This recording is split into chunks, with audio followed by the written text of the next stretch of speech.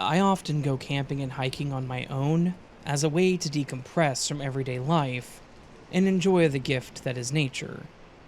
After sleeping under the stars, I always felt rejuvenated and ready to take on the world again.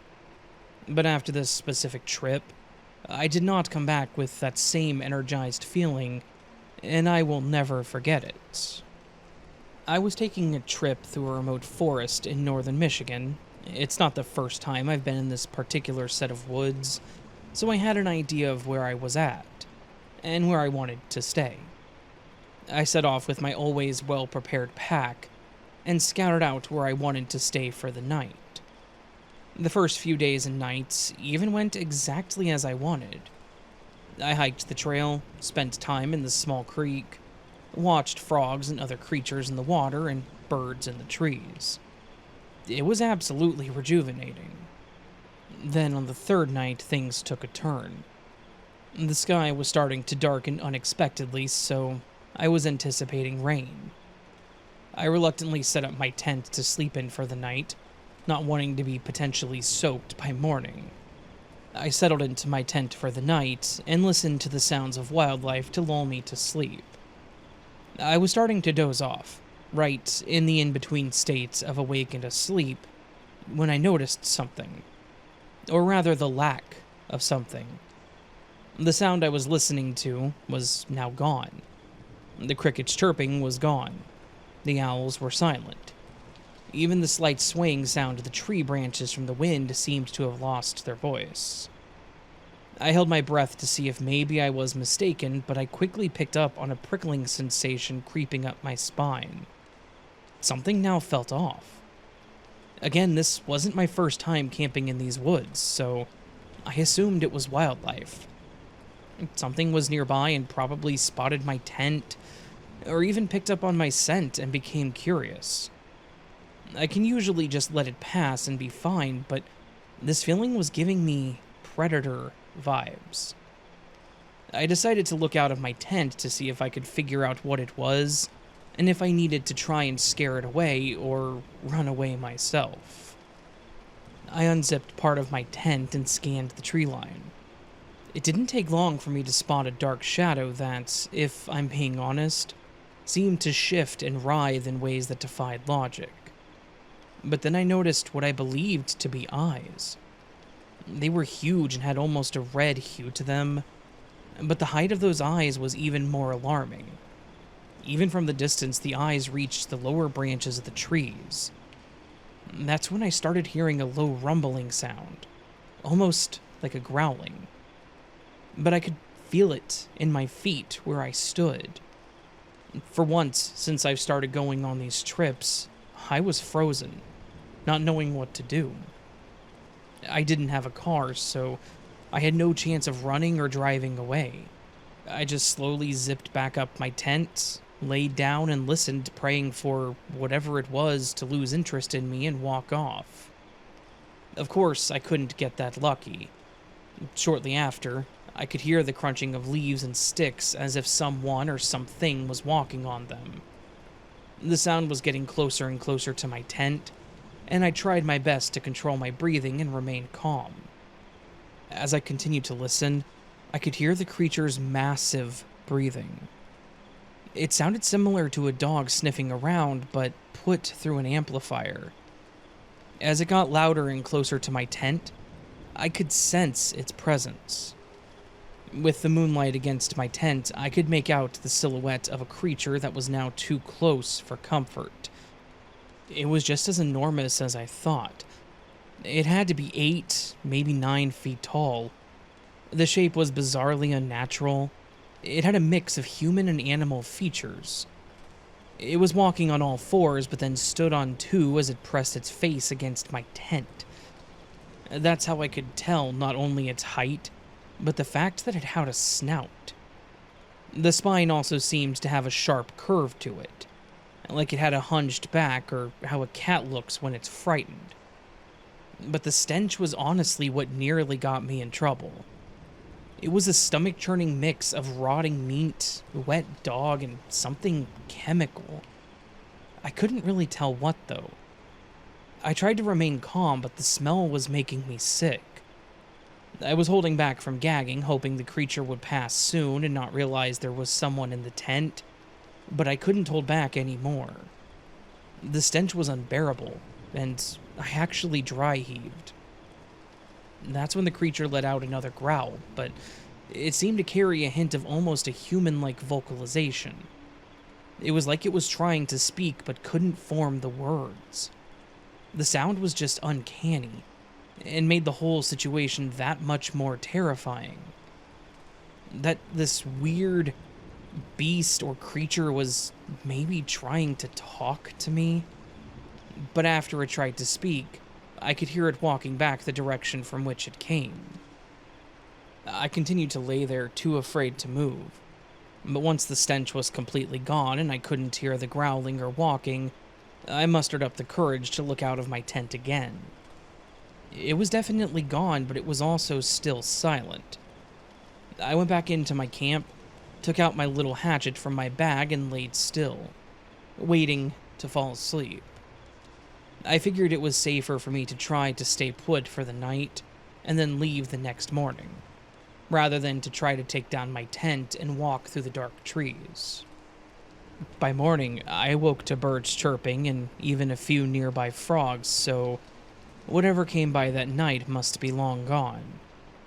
I got out of my tent, hatchet still in hand, and walked around the area as I wanted to look for tracks.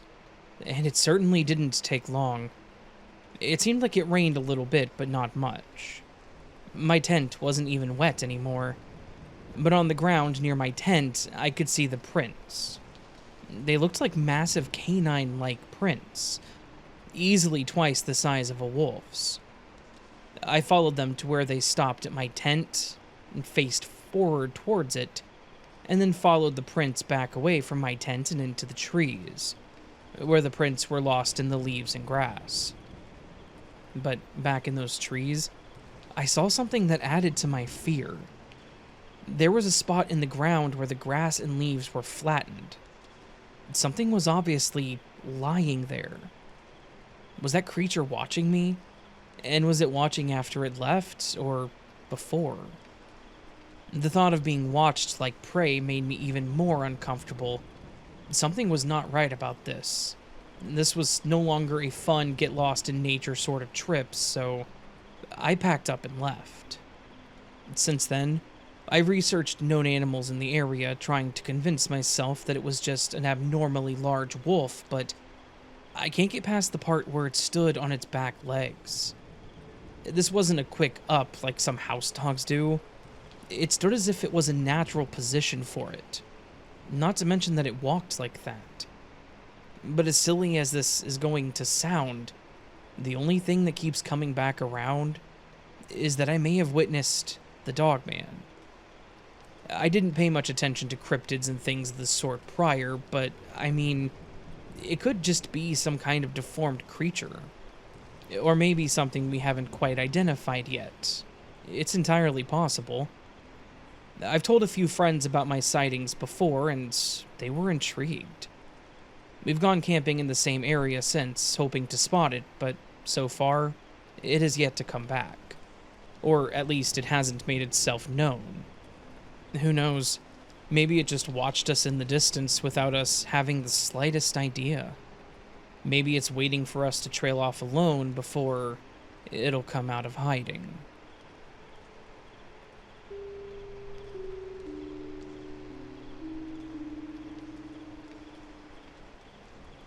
Hey Raven, I love listening to your YouTube channel.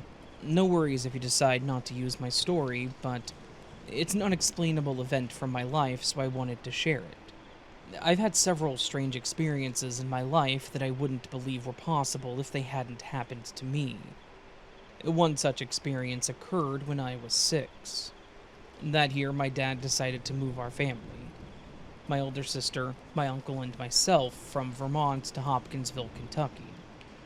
We moved into an apartment in a renovated barn owned by my dad's friend, Dave. My dad and Dave had been good friends a decade earlier in high school when they partied together, but they hadn't seen each other in years. One memory my dad often mentioned from their teenage years was when they had tripped on acid together. That night, Dave had freaked out, screaming that my dad had a demon inside him. My dad speculated and joked that this experience was the turning point in Dave's life. Over the years, Dave had become straight edge and deeply religious, almost cult-like in his practices, while my dad still enjoyed partying frequently. Dave lived next door to us and was the pastor of a very active Southern Baptist church. He and his family were extremely religious and held daily church services. We attended sometimes to appease Dave, but didn't really subscribe to the religion or practices. Their practices were pretty extreme, with many of the congregation speaking in tongues and just going absolutely wild during the services. Our houses were surrounded by fields, and my sister and I loved playing outside with our puppy Chip. The fields were filled with tall grasses and ticks. Most days, after my sister and I finished playing, my dad would light a cigarette on the back porch and check us for ticks, removing them by putting the tip of his cigarette on the tick's back, which would make them recoil and release from our skin. However, my dad wasn't the most attentive parent, so sometimes he would forget to do this. One day, when my dad was checking me, he found a really big tick attached to my head, which means it must have been there for at least a few days. The next day, I got really sick. I couldn't keep anything down and had a fever of 103 degrees Fahrenheit. After a few days, my dad brought me to the local ER. The doctor examined me and determined me that I had some kind of fever. They told my dad there wasn't much they could do, so they gave him the option to either keep me in the hospital or to bring me back home and make me comfortable. My dad chose to bring me back home. A few days later, he drove me to a different hospital a little further away, and they told him a similar thing. I can't remember much from this time except feeling like the world around me was fuzzy, almost like I was in a waking dream. I also remember sleeping nonstop and being carried back and forth to the bathroom because I was so weak that I couldn't walk or even sit up in bed. I remember my dad crying and seeming really scared, acting like he thought I was going to die. After over a week of this illness, 9 days, I think, Dave asked my dad if he and his congregation could pray for me. My dad said yes, but he was hesitant because Dave said he, my uncle, and my sister couldn't take part in the service with him and the congregation. Instead, he was to hand me over and wait outside, or in our apartment, until they finished. My dad, feeling out of options, agreed. My dad carried me over to Dave's church, another renovated barn but remodeled into a chapel, which was only a 2-minute walk from our place. It was raining so hard that we were soaking wet upon arrival. My dad reluctantly handed me over to Dave, who instructed him to come back in a couple of hours. Then he carried me into the main church room with all the members of his congregation. I remember him placing me in the middle of the room, in a large beanbag chair. I remember his congregation formed a circle around me, but I can't remember anything else after that, until the very end of the service. Dave and his people did their thing and 2 hours passed, and when everything was over, I was completely better. My memories of being carried over there and placed in the room are super hazy and dreamlike, but the memory of waking up and feeling completely better are so vivid. Almost like the beginning memories are a dream, but the end memories are real. At the end of the service, I stood up and walked out of the room after not being able to for over a week. I felt hungry and energized. I felt like I had just woken up from a long, restful sleep, but I'm uncertain if I was awake or asleep during the prayer. Years later, my dad told me that something else happened during those 2 hours. He said that he was waiting outside when he heard a loud crash that sounded like thunder. and the whole building lost power and went dark. He ran to the window to look outside and saw a flicker of bright light that lit up the entire sky. At that moment, the rain completely stopped, and the sky stayed lit up with a blinding bright light for a while, much longer than a normal lightning flash. My dad said that while the sky was lit up, he started feeling really dizzy and had to sit down with his back against the wall because he felt that he was going to pass out. When he looked back up, the bright light outside was gone and the power had come back on. Then he heard the familiar rhythmic hum of Dave and the congregation speaking again, with some yelling hallelujah, and others speaking in tongues. The sound of maracas, tambourines, and drums filled his ears. Shortly after, Dave came out and opened the door, and his face was a bright red, as if he had just run a marathon, and he had sweat pouring down his face. All he said was, "Praise the Lord." My dad was so happy to see me up and walking that he thanked Dave over and over. My dad had always remained skeptical about that night and shrugged off the bright light, as his mind playing tricks on him due to the stress of the situation. But sometimes, after he'd been drinking, he would mention that moment with a curious look in his eyes, wondering if we had somehow crossed into a different reality, a glitch in the Matrix. How else could he explain my sudden recovery and his bizarre experience? I've always questioned that night all my life. Did the end of my illness just happen to coincide with the timing of the prayer events? Just a super convenient and unlikely coincidence? Or did something truly miraculous and unexplainable occur? Would I have died if they hadn't prayed over me that night? Why did Dave make my family wait outside? Did he really believe there was a demon in my dad's soul? What did they do in that room, and how was I completely better afterwards? Did it have anything to do with the lightning, the loss of power and bright light in the sky, or was all that just another coincidence? I guess I will never have these answers, but the memory of that day with all of its strange occurrences lingers in the back of my mind.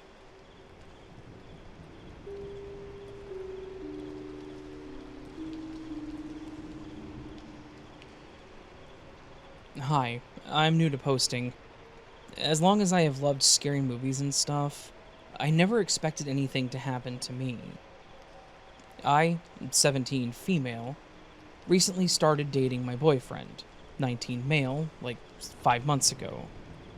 But we've been talking for about a year. We're so attached to each other and have such a healthy relationship. The scary part is, the relationship is fine.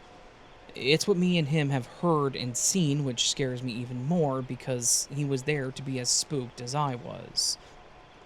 He's told me that he has suspected his house has spirits. He has cats, and he has a dog who passed a long time ago. And when we stay at his house, it was never more than just a door opening on its own, and the spirit never felt negative. Just you could tell that you weren't alone. My boyfriend isn't a solid believer until stuff happens to him, and when I tried to talk to him about any of the scary stuff, he would just tear up a bit and dismiss the topic. He also has a dad with a bunch of money, so he owns and rents a couple of houses, or whatever. My boyfriend's dad is renting a house in Gettysburg, very known for its hauntings and deep history.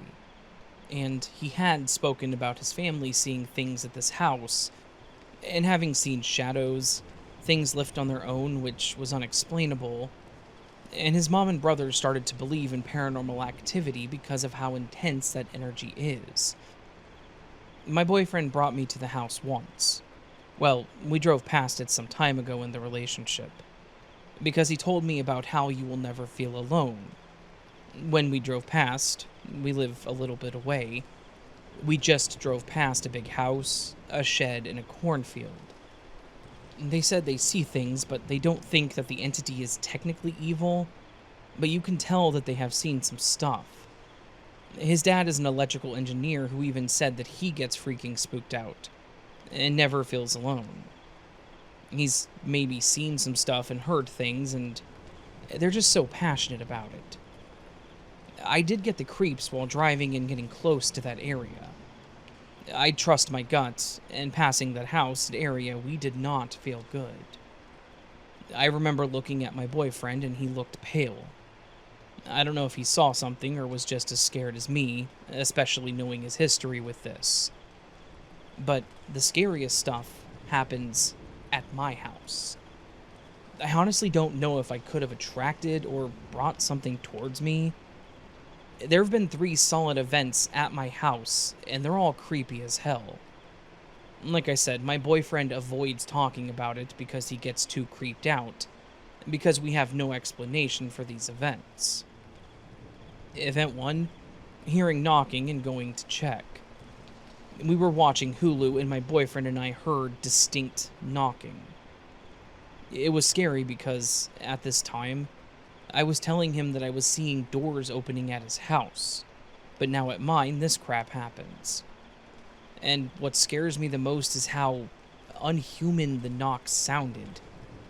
He got up and was like, "Do you want me to check on that?" We were so creeped out.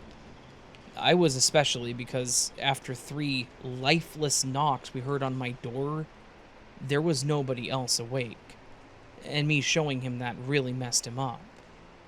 The second and third event were my bong breaking, but from nothing. Me and my boyfriend do smoke, and we are just kids, but what I never would have expected to see is my bong literally break twice with 0 contact at all. The first time we were just playing video games, and we saw the part of my bowl literally break. It was like pure glass. I've never had issues with it up until now, and even then it happened so close together. The second time actually scared my boyfriend the most because he saw firsthand what I had been afraid of. My stuffed animal Lily is my baby, childhood toy, and my boyfriend loves her. So when she was falling off my bed, he went to catch her, and when I looked over, I heard and saw the glass snap in half, while my bear was in his hand, far from the bomb. We were stuck in awe. The 2 breaking incidents were like a week between each other because we go between my house and his. He looked really scared. I freaked out knowing that nothing had made any contact with it for it to break, and we witnessed that and inspected the area multiple times for what could have done it. I'm just creeped out. I'm going to update, so do feel free to ask questions. I am very spiritual, and I do believe in God and spirits, my boyfriend too, and sorry that I'm messy with this. I've never had real experiences like this, so I'm trying to have all the details.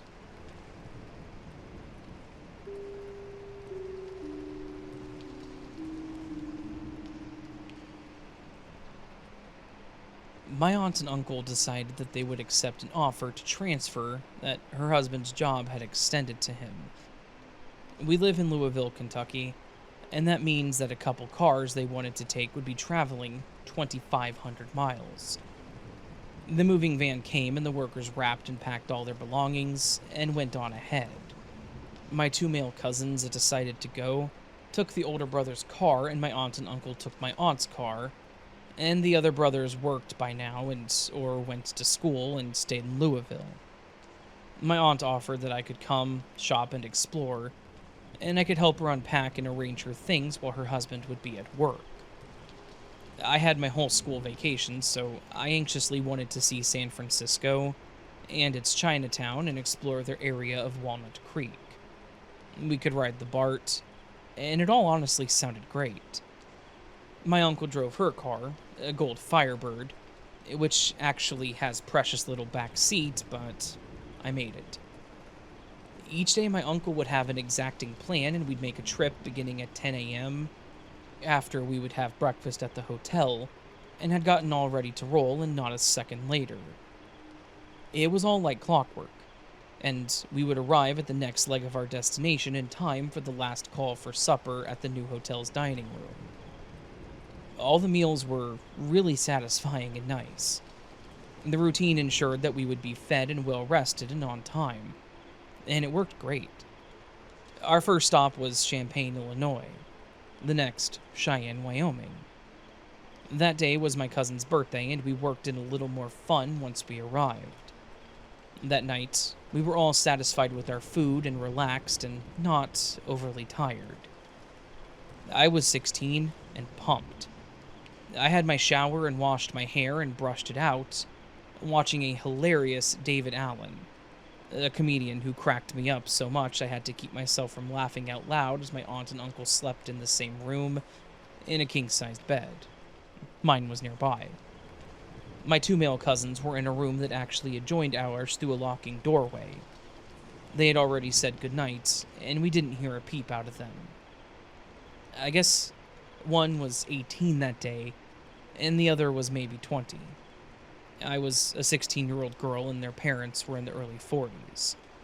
There was a transom over the door to outside, one of those louved windows that can let in fresh air safely, and though we had on the AC, my aunt had opened it.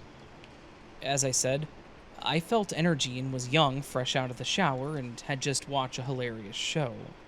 I turned out the lights and chuckled to myself as I sighed. My eyes swept the room and lit on the shadows coming forward by the T-some. Our car was very near to our door.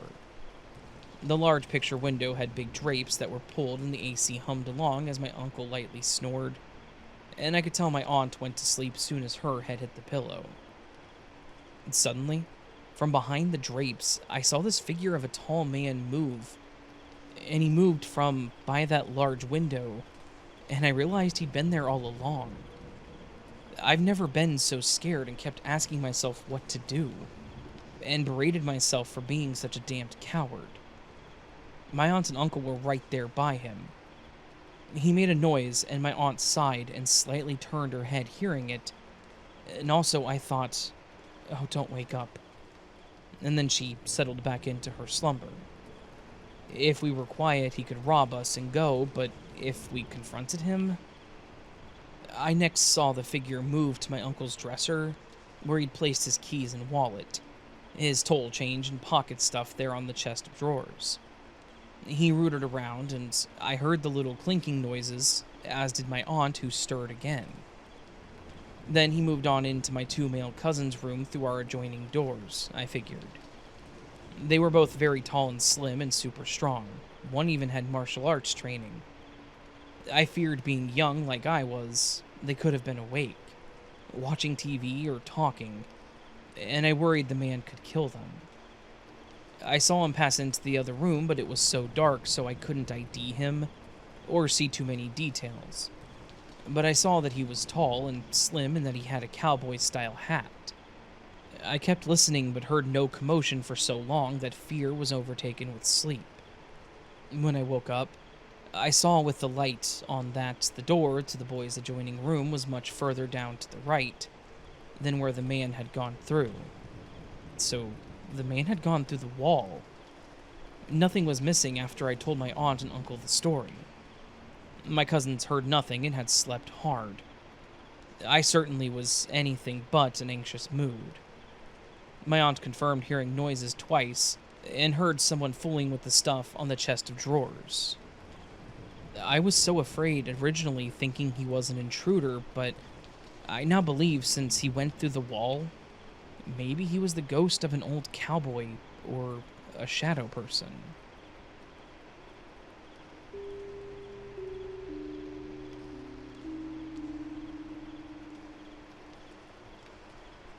I don't know if I wasn't supposed to see what I did. Every post I see about it or YouTube video is taken down. About 6 months ago, I went into the forest with my friend. We walked through the pitch-black darkness until we reached some steps to take us down to this clearing. At the bottom of the steps, there's a stream that cuts through two big rocks. On the right is brush surrounding a 5 to 10 foot deep tiny lake, maybe 30 foot big in each direction. As we approached the edge of the stairs that we walked down, when we reached almost 60% of the way, we both saw a blue light obscured by the brush. My first thought was that it might have been a headlight of a fisherman, with one of those pulsing blue headlamp lights. That was until we saw it pulse and literally go through a tree. Like, literally phase through it as if it wasn't there. I told my friend to turn off his flashlight so whatever it was couldn't see us. My brain was trying to process what I was seeing due to the fact that nobody should be, or can, get into the forest at night. It slowly kept moving from the right side behind the brush to the left. As it got closer to the edge of the tiny lake where the rocks were, my body's fight or flight kicked in, anticipating that it was a person who wanted trouble. Then it happened. I saw it disappear and reappear on a path on top of the water, clear from the brush. I wiped my eyes, and my friend, stunned, looks at me and says, "What?" I shook my head and tried to refocus my eyes. Whatever this was only 10 feet away from me. It was a blue orb about the size of a softball. The color was the most beautiful blue, almost baby blue. It looked see-through, and as a full ball of light at the same time. As it kept on its path, it would slowly pulse. One bright pulse, and then it would vanish slowly. We both stood there watching it for at least a full minute, when I decided to leave. I didn't want whatever it was to get close to us. I didn't and couldn't believe what I was seeing, and I didn't know what kind of consequences would come from getting close. A side note, I forgot to mention that there was this background sound that seemed to be connected to whatever it was. It sounded like a loud, all-around gust of wind, mixed with that sound you get before a tornado touches down. And finally, we got halfway up the stairs and turned around to watch it from a safe distance, maybe 20 feet away. My friend gets the bright idea to whistle at the orb without consulting me. Almost immediately, the orb starts pulsing as it was, but changing its trajectory toward us on the stairs. We let it get maybe 10 feet away from us, when I grabbed my friend and pulled him away to leave with me. I told him it's better off not finding out what it is or what it can do. We made our way up and out of the forest and left. About a week later, I told my stepbrother about it, and he didn't believe me, so we went back. We did the same trip through and saw nothing. Right at the end, before we exited the forest, there it was. Another just like it. This one was weird, though. I don't know why, but it almost seemed lost. There was no purpose to its movements, it was just going anywhere but in a straight line. If anyone has any questions, I'll answer them. And if you have ever seen or know about these, I'm dying to find out more about them. Especially because I can't find any information about them. This thing is not like one of those dust particles from a camera. My phone flashlight was off, and my phone was in my pocket. And we both saw it clear as day, lighting up the things around it. I plan to go back soon and try and film these things. Thanks.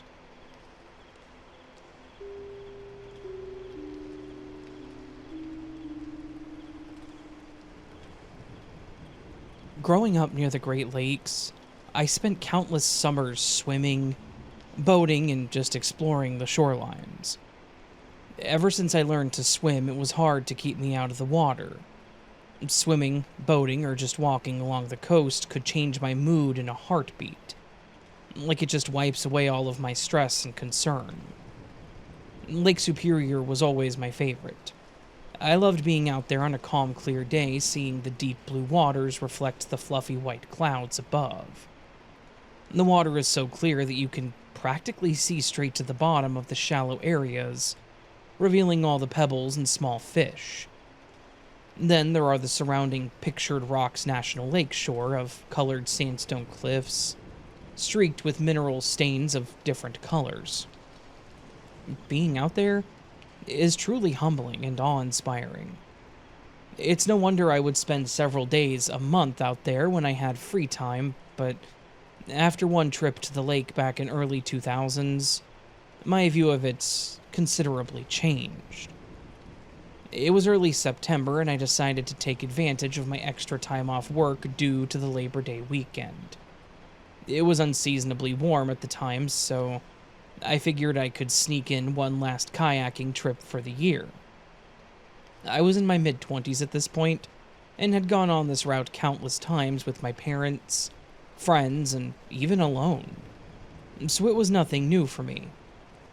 I always found something new to appreciate along the way, but I at least knew where I was going.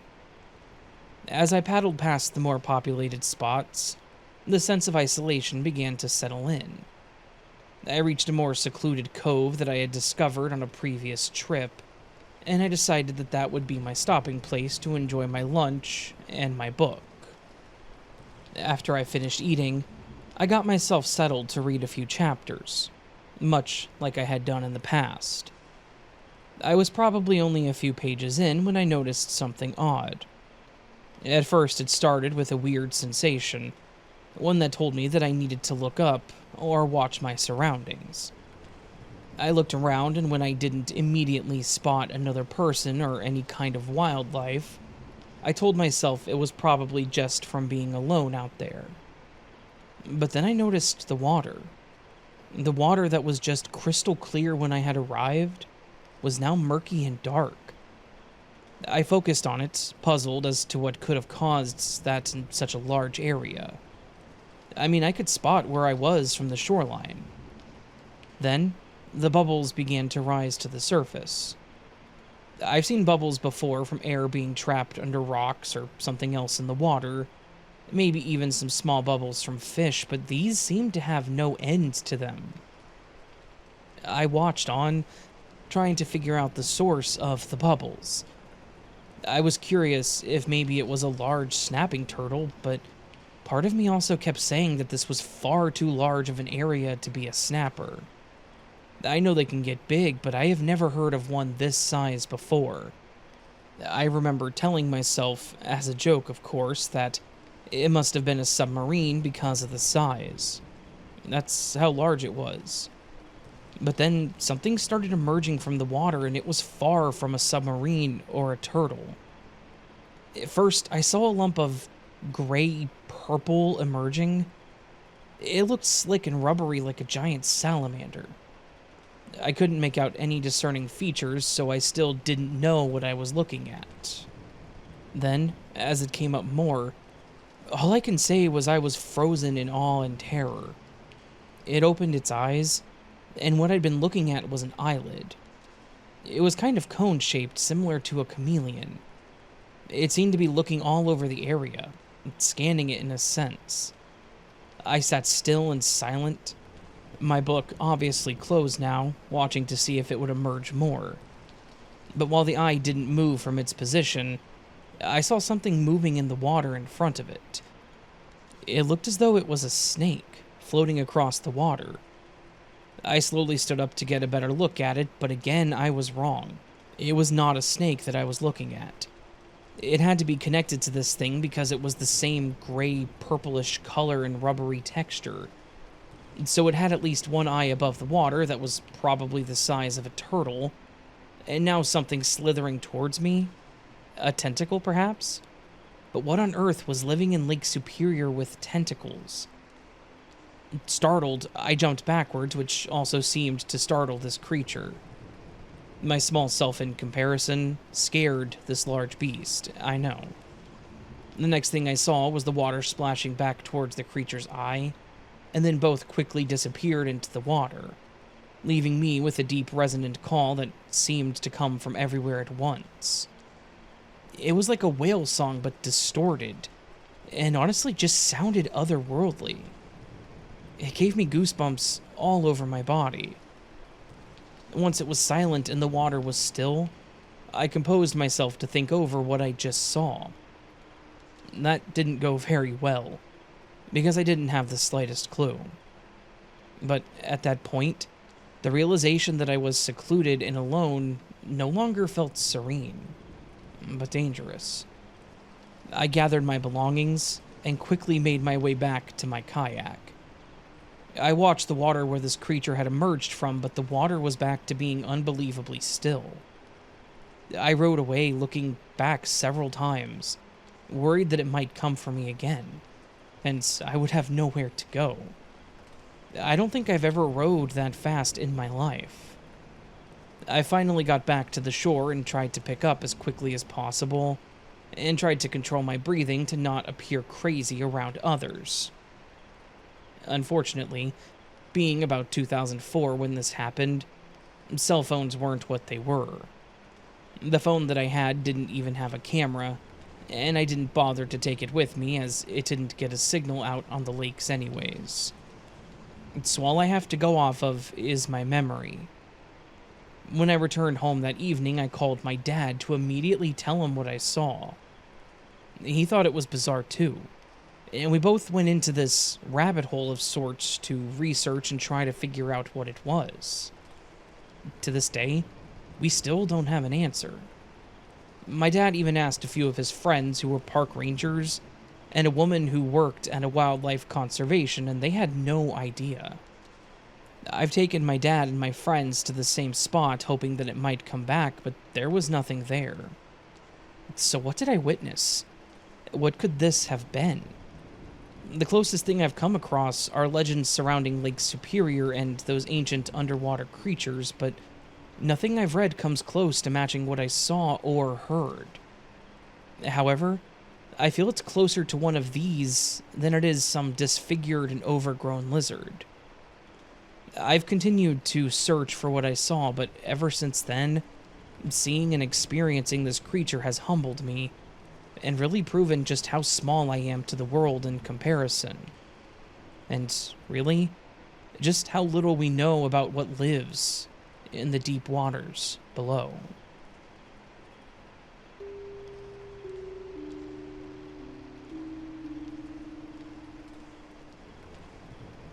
When I was about 4 or 5 years old, I had a peculiar experience that has stayed with me to this day.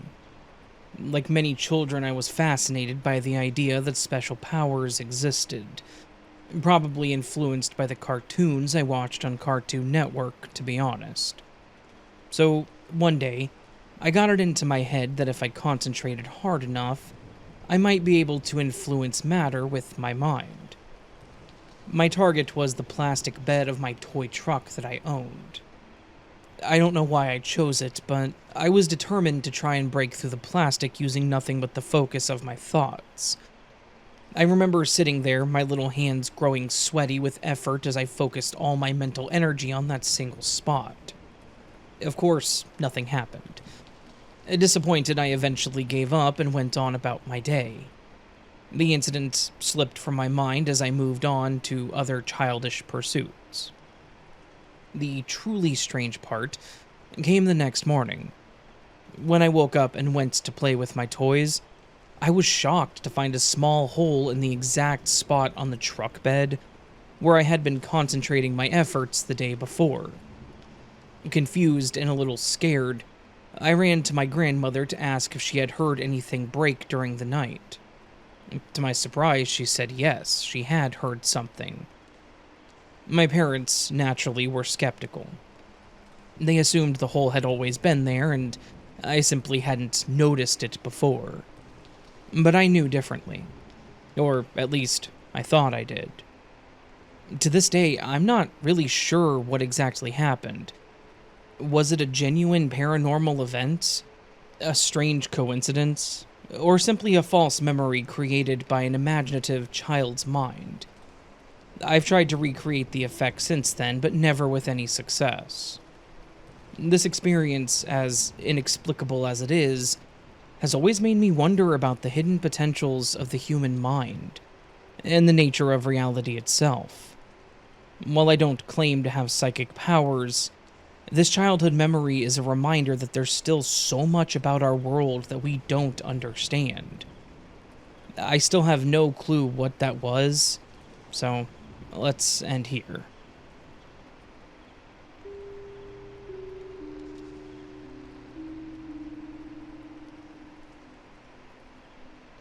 I was working in security on second shift at a college campus. I'm female, and on that shift, there was supposed to be a dispatcher in the locked office and one other officer, a male, locking half of the campus buildings and walking through them before the cleaning crew moved through the area. I did the same for the other half of the campus. One night, something a cleaning crew member confided in me with wide eyes and a hushed tone caught my attention. I was in this main building, administration, and nobody was around, and I was turning on lights where I was about to clean, and then I would turn them off and lock up that room. And I didn't see any light in this one office, and then it was on, and nobody should have been in my building. It was the president's office, I noted. I knew him. My mother grew up next door as a kid to one of the founders of that university, and he had been our family friend all of our lives. He'd married my parents, baptized me, etc. I showed her a photo on a nearby wall of him. "Is this who you saw?" I asked. "Yeah," she confirmed. She said that he was dressed as a priest. I realized that it had formerly been the VP's office, our friend. She was relieved, as something made her very uneasy about it. She was sure, and he had scared her, because she thought no one was there, but he'd said he was working late. It just spooked her was all. But then, I had to tell her. It was 2010, and he had died in 1980. It was Monsignor RJT. Rest in peace, Raymond, and quit working late.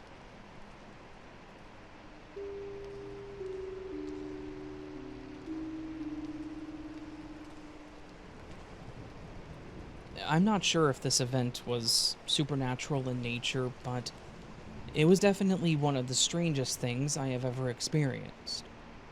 I was in my early 20s and had just moved from California to New Mexico. I was renting a small studio apartment and had a friend staying with me while he was between places. One night, my phone rang around 1 in the morning. I rarely wake up during the night, but on this night, woke readily. My phone read, "Unknown caller." Without thinking, I answered the phone. "Hello?" A soft feminine voice with a slight southern drawl responded, asking, "Is this my first name and last name?" Stupidly, due to my grogginess, I answered, "Yes." The voice on the other end of the phone started speaking excitedly. "I have a divine opportunity for you. Absolutely divine. I'm going to give you a phone number to call first thing in the morning." I was just beginning to register how strange it was that this woman knew my name. "Wait, who is this?" I asked, growing increasingly startled. The woman laughed a little tinkling laugh and said, "Why, this is Miss Button. Quickly, get a pen and paper and write this down." She quickly rattled off a list of numbers, and I jotted them down on a pad of paper on my bedside table.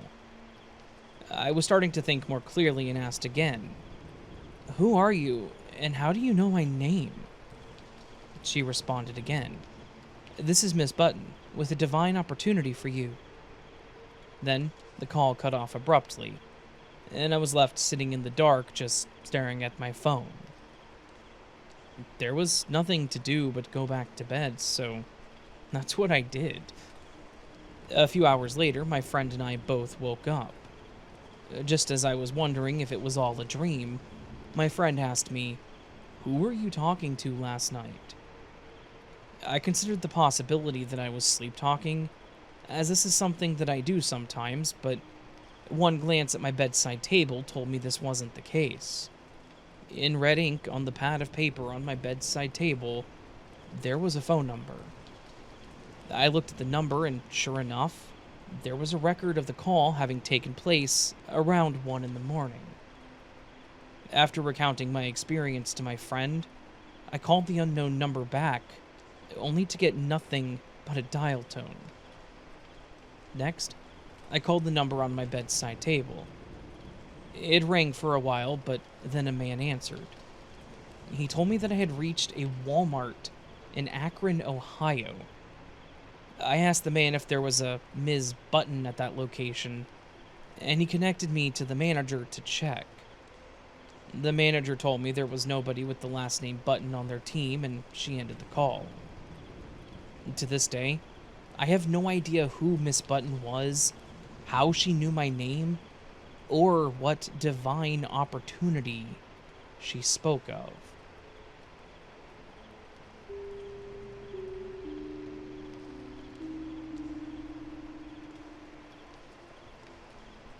I have two stories that are basically the same, but are years apart from each other. My mom and her boyfriend used to be into dark magic, and they would use things like tarot cards and voodoo, while my sister and I were playing in the room right next to them. We could see everything they were doing, but as kids we didn't understand, and just kept playing with our toys, thinking nothing of it. I used to have to get out of my bed a couple of times throughout the night to use the bathroom, but my mom wasn't happy with that. She wanted me in my bed throughout the whole night. I'm not sure why, but she didn't like me getting up at night to use the bathroom. The stories I'm about to tell could easily be taken as me just not being able to see into dark rooms, but I think it is so much more than that now after the story my dad mentioned at a camp a couple of years ago, which I will get to at the end. The first story is when I was very young, probably around 7. I had to have a gate on the side of my bed because I was a roller, and I used to fall out of bed while I slept. I'd been using the gate for a year at that point, so I knew where the opening was to be able to get out of it, as I had done many times before. However, one night I woke up and had to use the bathroom, so I went to the top of my bed and felt around to know where to get out. I found the headboard of my bed and ran my hands down until I felt the gate. I realized that this couldn't be the opening since I could feel the gate, so I moved down to the end of my bed, and yet the same thing happened. I figured I must have missed something, so I went back to the top of my bed and ran my hand down vertically. All I could feel were bars, so I placed my hand in the middle, and then ran it all the way down until I reached the end of my bed. I still couldn't feel the opening. I knew the gate had an opening where there were no bars, yet there were bars everywhere. I got to the point where I started to freak out that I couldn't find it, so I just went to go over the end of my bed. However, when I tried, I couldn't. There's no reason as to why I wouldn't be able to just hop over the end of my bed, but for some reason I could not.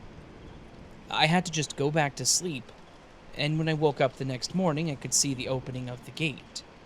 It was at the end of my bed where I know for a fact I was touching the night before, and it was all bars. The other occurrence was when I was a bit older, probably 12 or 13. I had to keep my door closed at night because we had cats, and I'm allergic to them. I woke up at some point during the night and had to go to the bathroom, so I got out of bed and went right over to where the door was. However, I could not find the doorknob. I knew all I had to do to get to the door was get out of bed and walk to the right a few feet, because my bed was very close to the door. I also knew that I had a tall jewelry box right next to my door. I found the jewelry box and continued to feel around for a while in that same area, but all I felt was wall. I was very familiar with the room, and I knew that the jewelry box was right next to the door, but I figured since I couldn't feel the door that maybe I was wrong. So I moved inch by inch around my room trying to find the door. When I felt my dresser, I knew I had gone too far. I made my way back around the room, still moving slow with both hands on the wall, until I felt the jewelry box again. I searched around it on both sides, yet I still could not feel a door. I gave up after 10 or so minutes of trying to get out of my own room, and just laid in bed and started to cry. The next morning, when I woke up, I could see the door. The same place I was feeling around the night prior. right next to the jewelry box. Now, the story that my dad had told at camp a couple of years ago was that while him and my mom were going through their separation, he slept in my bedroom and let my mom sleep in the queen-sized bed they used to share. I slept in the bed with her while this was happening. And for the few weeks that he was sleeping in my room, he had opened the blinds to my window and found a mini thorn bush. When he confronted my mom with it, asking what the hell it was, she told him it was something her and her boyfriend did to keep me from getting up at night to use the bathroom. I have a hard time believing in black magic, but that is definitely something that I cannot explain. They said they did have something with that thorn bush, and then put it in my window to keep me from getting up at night, and then, coincidentally, I would wake up having to use the bathroom and not being able to find my way out of the room. I never knew this story until a couple of years ago, when my dad told it at the camp. My dad later said that he ended up throwing it across the street out of anger, and since then, I've had no problems getting out of my room at night anymore. Thank you for letting me submit my story, and if anyone hears this, I hope you all have a good day, or a good night's rest if you listen at night, like me.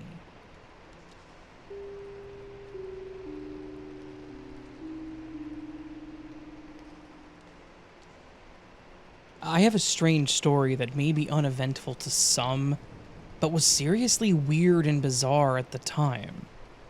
This was in the 80s, so I have no evidence or proof of it happening. No photos or news articles or anything, it's just a story that I can tell, and all I can do is say that it's true and that it happened. When I was young, I used to love going camping in the summer with my dad, uncle, and cousins. I was the only boy that my parents had, but my uncle had 3 boys that were all kind of close to my age, so we all went as a group. So, 6 people total. I won't get into their names because it's not important, I'll just refer to them as my cousins. We had always gone camping at the same place. I don't remember exactly where it was, it's been a long time, but it was a campground that was on this massive lake, and it always took us an hour or so to get there when we would go. We would spend about a week out in the woods going fishing, swimming, and just doing whatever we wanted within reason. This was my 3rd year going with them, so I would have been around 10 at the time. We got there, got set up, and the first night, and even the next day, were uneventful. The 3rd day is when things got weird, or at least, I guess, started to. We had all woken up with the same thought. It was time to go swimming in the lake.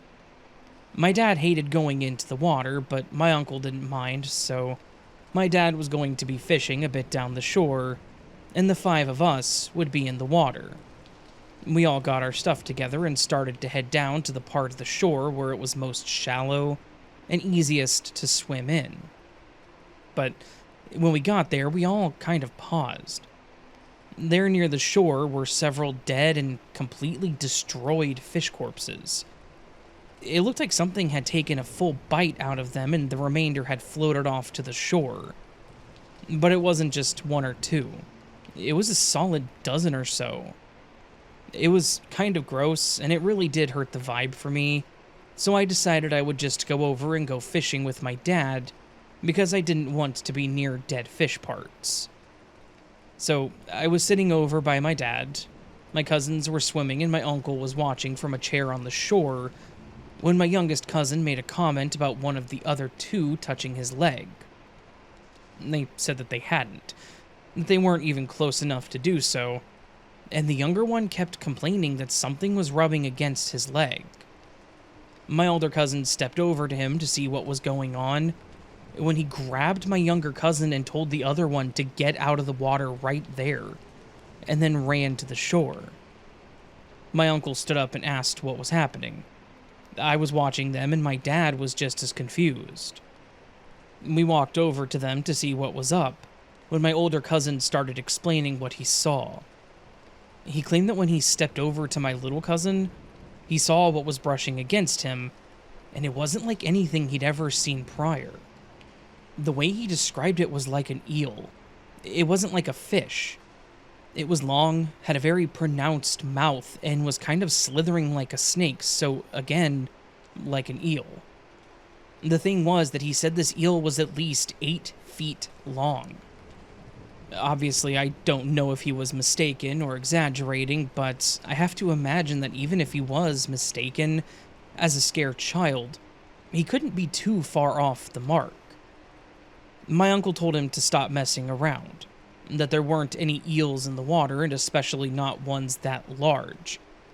But it was actually my dad that cut him off. He grabbed what I now know to be his polarized sunglasses from his fishing vest pocket and put them on, and was watching the water's surface intently. I remember the tremble in his voice because it was the only time I had ever heard him scared at that point in my life. He said, Ron, I don't think he's lying," and handed him the glasses, and then pointed in the direction where my cousins were. My uncle's mouth fell open as he watched. They both said that they saw the eel thing that my cousin had mentioned, and that it was slithering around where they were, and then it went into the deeper water further off. Obviously, they were in awe. They had never seen anything like this, and even now I've never known of a freshwater eel to get that large, and we had never seen eels in that water. We ended up taking our stuff back to the campsite, and my uncle went and reported that there was a very large, possibly non-native creature in the water. The forest workers said they would go and check it out, and see if they could find it, but obviously I have no idea if they ever did. We didn't go back in the water on that camping trip. We fished on the other end of the lake, but not at that shore. I know a lot of people may say, "Oh, it was an eel, so scary," but it wasn't that it was an eel. It's that it was this giant eel that was, for whatever reason, very active near the shore and was clearly hungry. It's also the thought that it kept swimming around and rubbing against my little cousin that is scary to me. Like, was it trying to determine if it could tear into him next? Was it measuring him up and trying to see if it was capable of tearing some of his flesh off? Also, I know we do have freshwater eels in the US, but this thing was, based on the description given, way larger than they get. I've read that they can get around 4 feet long, but the adults and my cousin have stated that this thing was minimum 8 foot, and was very thick around, not slender like normal eels. To me, this was a terrifying event because it was so strange. I've heard a lot of cryptid stories out there, but never anything about large water creatures like this. Though maybe this was just a natural thing and not a cryptid per se, but it was cryptid parallel. A strange and possibly unidentified creature. Either way, it was scary, and the next time we went camping, we actually went to a different campground, and stuck with that one until we were all just sort of done with the camping trips.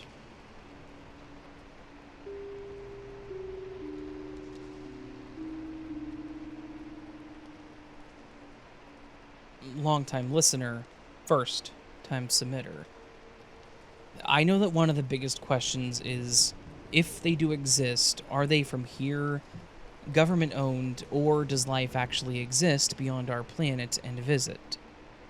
Well, I can answer this question matter-of-factly. All three are correct. I believe some have made our planet their home.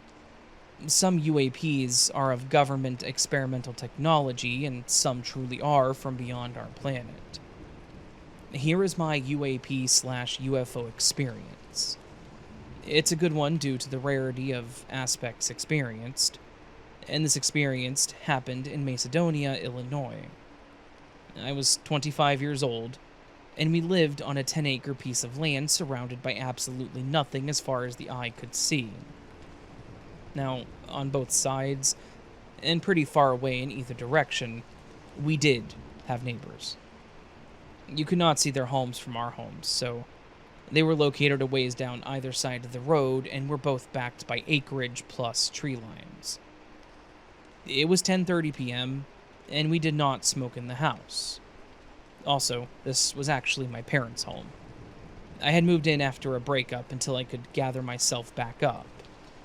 Now, when you stepped out the front door, you were closed in by a small wooden deck.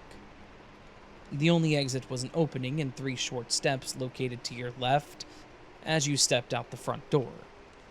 It was around 10:30, and the 3 of us were up watching a movie, and I decided I was going to smoke a cigarette real quick and stepped out onto the deck. I opened the door, stepped out, walked forward, and leaned on the rail, looking out across the field across the street. I smoked half of my cigarette, and then turned and walked down the 3 steps which led out into the driveway. Although I can't remember the exact reason I walked down and off the deck, I do know that we had baby ducks, kittens, and guineas at the time, and I would say one of the animals were the reason behind my action. Once off the deck, I turned toward the back of the house, looking into the backyard. This is when I saw it. I could have thrown a baseball and hit this thing, that is how close it was to me, and probably had been the entire time I was outside. It was a light, like looking into an oncoming train or a stadium light. A bright, round single light, and a big one. It was hovering feet ahead of me and just above the roof of the house. I instantly froze. At first, my mind tried to rationalize what I was seeing. My first thought was just simply to wonder what I was looking at. And then things started to hit me. Like how close it was, but making no noise. Complete silence. And it was so still. Like an object frozen in time. Then, how bright it was, yet it casted no light. It was completely dark outside. I hadn't even turned the porch light on due to bugs. If someone shines a flashlight at you in the dark, the light being cast illuminates you. No light was being cast from this thing, yet it was such a bright light. It cast no light on the house, the ground, nor me. It definitely should have. And then the worst realization came to me. There was nothing and no one around. It was dark outside, and I was in the middle of nowhere. It occurred to me as I stood there staring at it so close to me that this thing was also staring back at me. That I had to be its object of observation. There was nothing and no one else to be observing.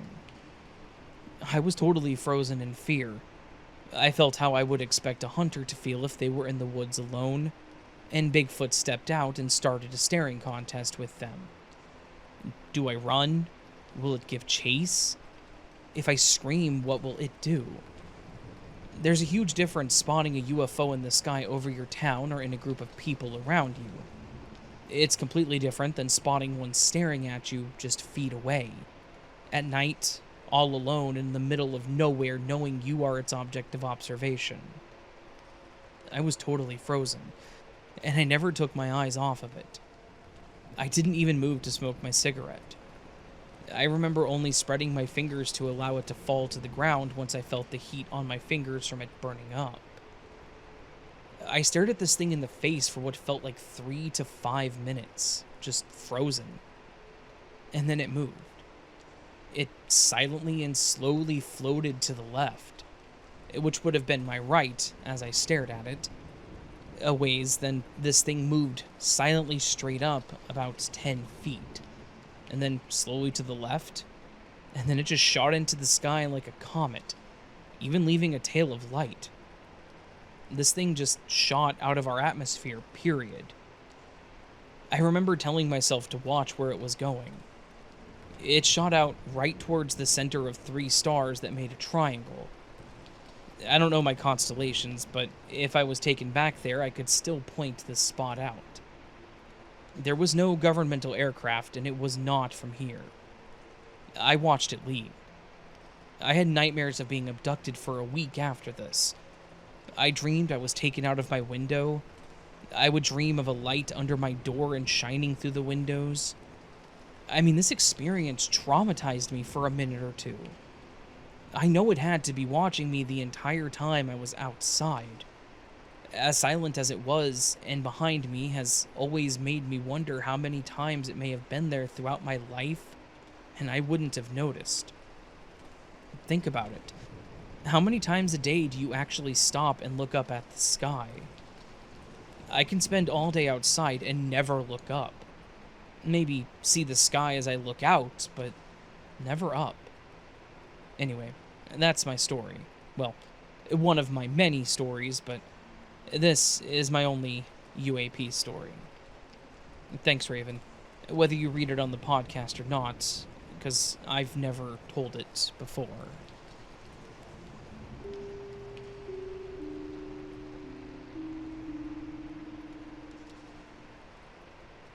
Hi.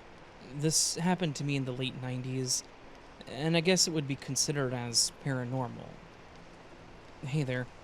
I don't want to include my name, because I don't want this story tied to me, and if you decide to narrate the story, I've changed a few things. Just in case my brother or other family members hear about this. That way they won't know it's about my niece that passed away. Years ago, I got a summer job working in Minnesota as a canoe guide. During that time, my brother's wife was pregnant, and I knew that I would probably become an uncle while I was on the trail. For a few months prior, I kept having a weird dream of being in the woods and hearing a baby cry. As I followed the sound, I would get out to a clearing. A baby was on the ground and crying. As I would approach the baby to pick it up, a wolf would appear from behind the baby, and then the wolf would pick up the baby and carry it away a bit further and sit down with it between his paws. If I approached again, he would pick up the baby once more and disappear into the woods. Anyways, I would dismiss this dream and thought nothing of it, at least at the time. One time, I got a group of American Boy Scouts for an 8.5-hour day trip. I loved the longer trips, as it would allow us to go to more remote locations further away from civilization. Some of the routes we had, we would go 2 or 3 days without seeing any other groups or fishermen. During that trip, one of the younger scout leaders' tents broke. Since he was in his early 20s, I let him stay in my tent. I was 18 at the time, and the other scout leaders were 40 years or older. He was too old to sleep in the kids' tents, as they were all 13 to 15 years old. On day 6 of our trip, I woke up, and the youngest scout leader said that I talked in my sleep. He said that around 1 a.m., I started to say, "Get off of me, you're too heavy, I can't breathe." And then all of a sudden, I sat up in the tent and yelled out, "No!" at the top of my lungs, and then fell back asleep. All I remember was the dream with the wolf and the baby, but had no recollection of any other dream or screaming. Again, I dismissed it and didn't think anything of it. I was more embarrassed than anything else. When I got back to camp, I got to a payphone as soon as I had the chance. My father answered, and I asked if the baby had arrived yet, and if I was an uncle to a boy or a girl.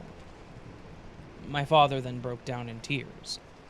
He told me that the baby was born, and that it had died 3 days ago.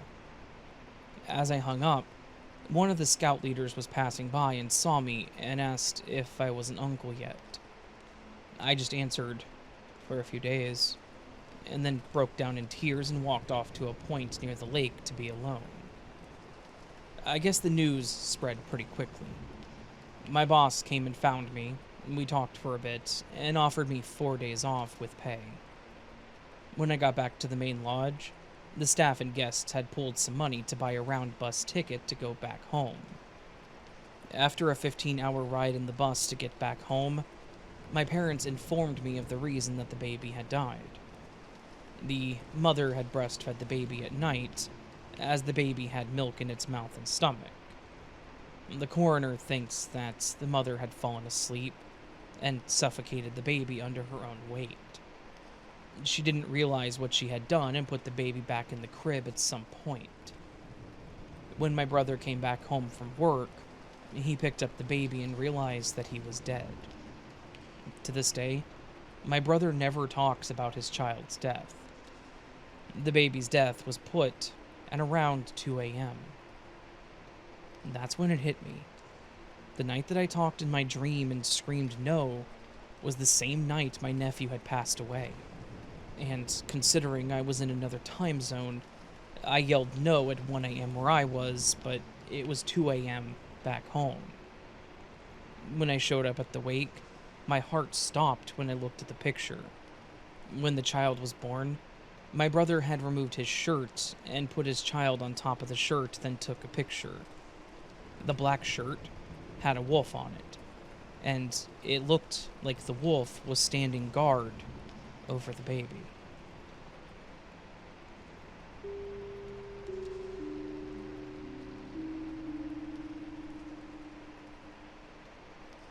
I don't know if this one would interest you, but I had two hallucinations as a child that were pretty freaky. Use this if you want to. These were after my parents divorced, one when I lived with my mom, and another when I lived with my dad. I never did drugs, smoked, or drank as a kid, so I really don't understand what this was, but it was freaky as hell, though. So, the first one was, I was wide awake, walking towards my living room. If I remember correctly, I was 7 to 8, and this was after my parents' divorce, so that may have been the trigger. But the walls were see-through but outlined by lines, so I could see their general shapes. I saw my stepdad and mom sitting in two rocking chairs in front of our fireplace, and they were reading newspapers. I walked towards them, and they were not reacting to me at all. I was confused. I looked around and realized things didn't seem normal. They put the newspaper down, and they had no eyes or mouths, just empty pits. It scared me quite a bit, and I backed up, and I backed into a large dark figure who grabbed me. I then saw two glowing eyes in the pitch black, and the dark figure said, "We will see more of you soon." To the point that I was seeing a dark, shadowy figure in the darkness every night while trying to sleep. Then, I snapped out of it and was standing there in the living room with my parents saying, "Hey, what's up?" We watched the movie Silent Hill and straight up was like, damn, that's how my episode as a kid went both times. It felt real. So the second episode or hallucination, I was at my dad's. I moved in with him and lived with him for a year, and we were watching the TV show Bones. I loved this show as a kid. That paired with CSI was awesome. We were watching it, having a decent time, both enjoying the show and, in turn, enjoying each other's company. I looked at the TV, looked back at my dad, and said, "That's interesting, right?" And he was gone. He most likely went into the kitchen, I don't know, but I heard muffled noises coming from the closet right next to the couch. I walked up and opened it, and I saw two bodies hanging by hooks. One was bloody and dead, and the second was a kid screaming and had been amputated and was crying. I froze a bit. I was so confused and scared. I slammed the door shut and ran towards the kitchen where I thought my dad was at. I ran into him, but didn't feel right. I still felt uneasy, like something wasn't quite right. I looked up at him, and his face was pitch black like the shadowy figure from my first illusion. I then freaked out again and snapped out of it to my dad shaking me, asking me what was wrong. I just ran right into him crying for no reason. I don't know if any of this counts as scary, but for me it was certainly terrifying as a kid and traumatic enough to where I still remember it 17 years later. I still don't understand what happened to me or why I went through these. They were years apart. I only had these two very vivid ones like this, but man, they sucked.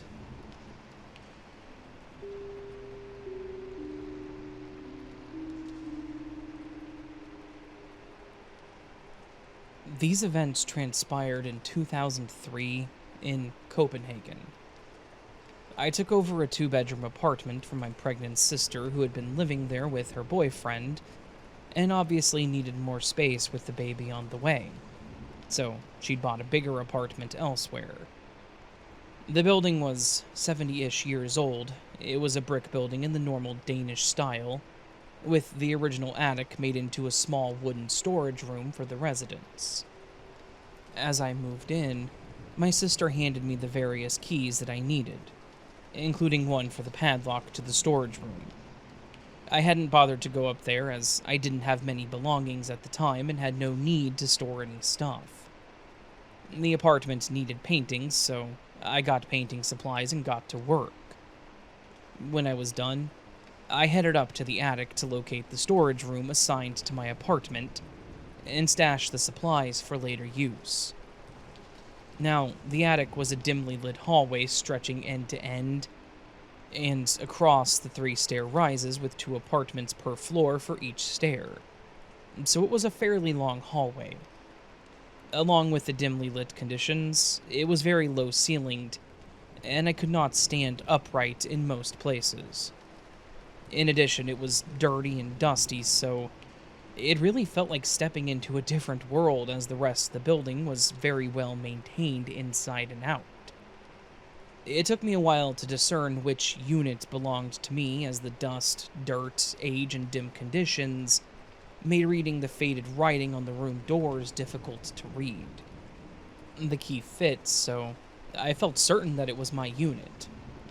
I opened it up and was taken aback and a fair bit annoyed to discover that my unit was halfway filled with all sorts of random boxes and racks of assorted items. I was wondering why my sister and her boyfriend had left all their old crap behind for me to deal with, as such behavior was very out of character for them. I placed my painting supplies on the floor, more or less in the middle of the room, and went about my day.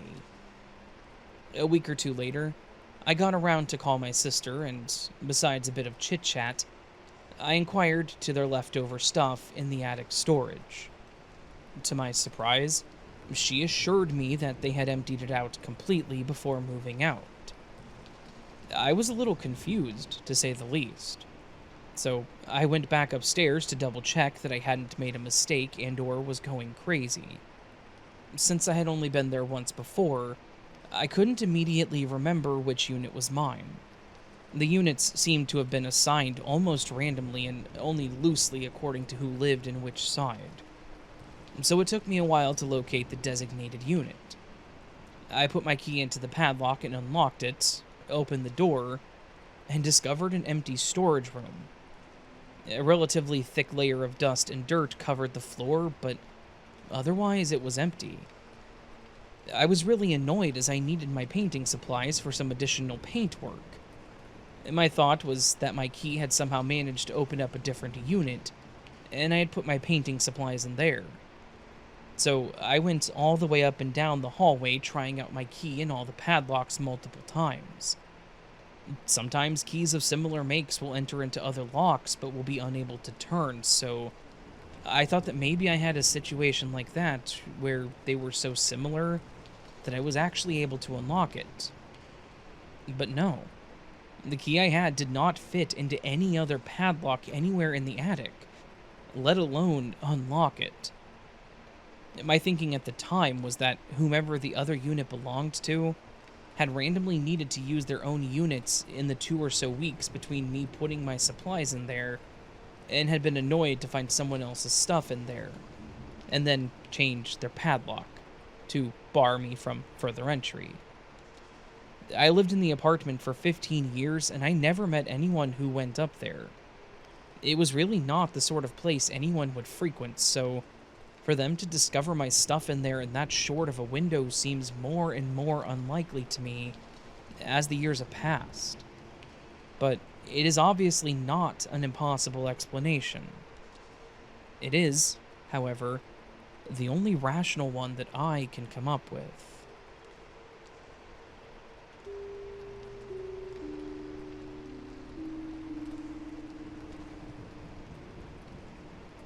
It's not all that often, but I can hear when someone talks about me. I will also hear the exact wording, most often when it's criticism somehow. One time in high school, I met a new friend, Noni, who was originally from New York and then went to California and then Georgia, and was then in Louisville, Kentucky. We became really nice friends and remain so to the present day. We talked like teenagers do about everything in between classes and before and after school, and would call to really talk on the phone after supper. We yacked nightly. But this one night we'd already spoken, but I had called her after we hung up an hour or so. Hello? Yeah, it's me. Yeah? I'm mad. I just want you to know that I didn't like what your father said about me. She was silent and then asked, "What did he say?" So I told her verbatim. She gasped and then slowly said, "How do you know that?" I said that I heard him. And it's true that sometimes I just do, or even hear it in advance. I helped an elderly neighbor by going to her basement that she uses for storage, since my legs are younger. I told her where I put the paper towels, and then said, "In 2 weeks, your son's wife is going to ask you why the paper towels are there now."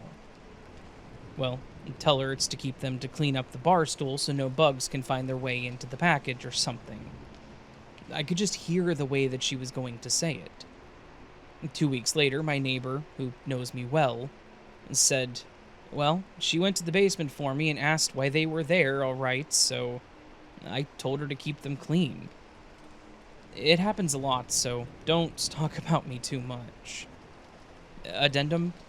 Call me crazy, but I was in Walmart tonight, and I passed an old woman and a worker, and I got just before the door, and I turned around and found that woman, and the worker was wagging her head, standing around.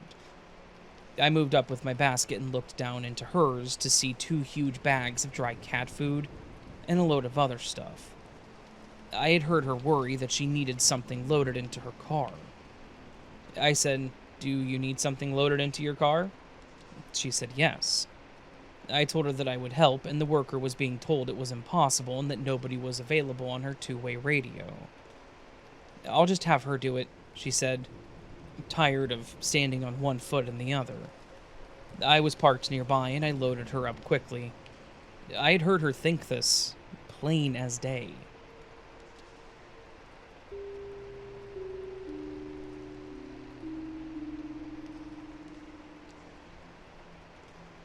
This is a story that I haven't told many people, but I have told the public once before.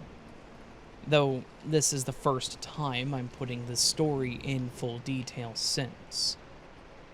This happened in my second house that I have ever lived in. Just for a few details, this house is pretty old. All my family that has lived there says that they've heard doors closing and footsteps upstairs, even though they were home alone. I've seen people outside our house many times, even though they are not truly there. I have a lot of hallucinations, so this could be one, but I'm honestly not convinced this was a hallucination. I was 9 years old at the time and was in my room. My room is on the top floor of the house. I had nightlights in almost every corner of my room. There was a door at the end of my room where you can stand on a balcony. There are 2 huge windows behind my bed, and another long window aside from it. Anyway, I was on my bed, drawing. It was really late, probably 2 or 3 in the morning late. The stairs to go up to my room and my twin brother's rooms are extremely squeaky. And same thing with the hallway. I assume you would know why I'm mentioning this, because I heard heavy footsteps coming up the stairs. I was scared that I would get yelled at or punished for being up this late, since my parents were strict about how late me and my twin brother were up. I swiftly hid my sketchbook under my blanket and my pencil under my pillow. I would say, if I'm being serious about it, that I can pretend I'm sleeping pretty well. I did just that and pretended to be sleeping. The footsteps went from the stairs to the hallway and then came into my room. I got so curious on who it was, so I very carefully opened my eyes slightly, and I saw a figure. They, or whatever the hell it was, looked like the figure of my mother, father, or older sister. Possibly my older brother, but I don't think so. I was truly horrified and tried to continue my act. They continued to walk around my room, and then finally stood in front of my dresser and stared at the mirror on my dresser. Or I assume they did. I couldn't see them anymore since they were behind me, and I didn't want to turn around since they would know I'm not asleep. I started hearing the sound of drawers opening. They were probably looking for something, but I still don't know what they were looking for. And finally, after probably 5 long minutes, they left. I wanted to cry, and I'm not sure why. I did eventually fall asleep. And in the morning, I talked to my family at breakfast and continued to question everyone if they had gone upstairs. Everyone denied. I even asked my twin brother, even though there was no way it was him, and he also denied, since he was asleep downstairs that night. Sometimes, when I bring up the story, people call me stupid and that I should have yelled as loud as I could, but I'm not sure. I'm still currently living in this house, and I have had some paranormal experiences, but this one honestly still scares me. And I think it's because I never heard them leave the hallway.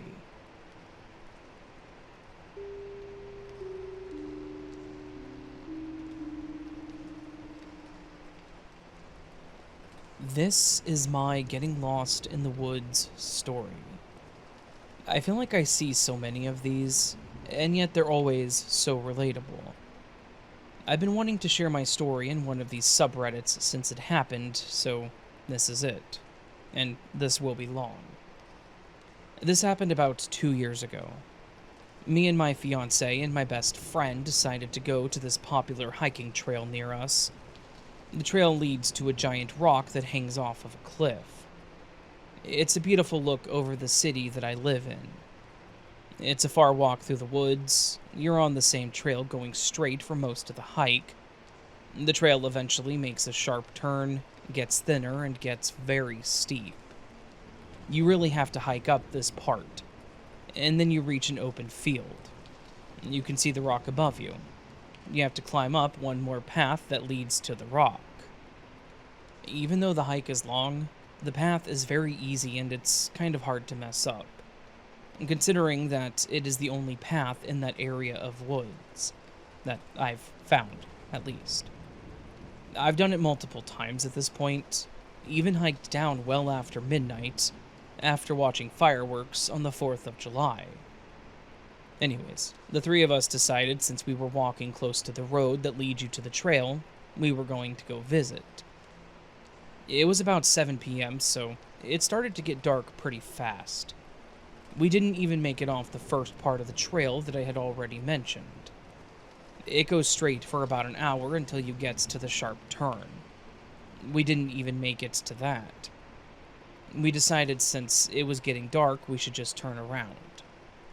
We all had our flashlights on and everything was normal. We never set foot off the path. The path is pretty much dark, engulfed by the trees, but there is this one spot where the trees open up, and you can see the entire downtown area of my city. And it feels very high up because this trail is basically in the middle of the hillside surrounding the town. If you've ever been to Pennsylvania, you get it. We got to the spot where the clearing is, where you can see downtown. But it looked flip-flopped. I don't even really know how to explain it. It looked like the town was flipped. Like how you can flip an image on your phone. Like someone took the town and flipped it the other way, if you get it. It was late and dark and we were tired of walking, so I just don't think we really took it seriously when we walked past. I still felt the weird feeling, though. and I felt like everything was backwards all of a sudden. That's the only way I can really describe it, is backwards. We all said the same thing to each other. It was my fiance who said something first, which is just weird because usually he'd be the last to say anything in a situation like that. All he said was that he feels backwards. My best friend freaked out because she gets anxiety like that and said that she felt the same way. I mentioned the clearing looked weird and they all agreed with me. They thought the same thing, but thought that they were just being silly. At this point, we should be close to the exit, but it kind of felt like we were going in circles. The path started breaking like the path wasn't even the same that we'd been walking on, so we turned back around towards the rock to try to figure out where we were.